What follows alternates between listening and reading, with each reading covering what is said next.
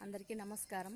నేను మొన్న చెప్పలే మా తాత జరిగిపోయిందని, వాళ్ళ ఇంటికైతే వెళ్తున్నాను. ఈ ఈ జనరేషన్కు వాళ్ళకు పిల్లలు ప్రేమలు ఉంటాయి లేవు ఉండయి, అసలు ప్రేమలే లేవు అని అనుకొస్తూ ఉంటారు. కానీ ఎక్కడ ఏం జరిగినా కానీ ఆప్యాయంగా నేనైతే ఏదోటి తీసుకెళ్తూ ఉంటా. చెప్తున్నా అని కాదు కానీ నా ఆత్మలో అట్లా ఉంటుంది.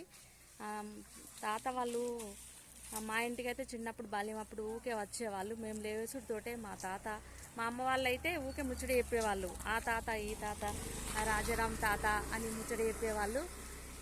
మేము మా బాల్యం అంతా ఇక్కడే పుట్టి పెరిగినాం కాబట్టి తెల్లారు లేచేసరికి మా తాత మేము లేచేసరికి ఆ గద్దె మీద కూర్చుండేవారు. ఇదే మేము పుట్టి పెరిగిన వాతావరణం, అమ్మ వాళ్ళ పాతిల్లు ఏరియా ఇదంతా. నేనైతే ఇలా వెళ్తూ ఉంటా. ఇదైతే మరి అప్లోడ్ చేస్తా.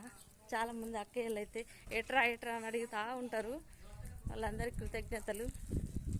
పండుగ వస్తుంది కాబట్టి అందరూ అంతా బిజీగా ఉన్నారు. ఈ బిజీ జనరేషన్లో కూడా నువ్వు పోతున్నావారా వాళ్ళ ఇంటికి అని అంటే పోవాల్సిందే.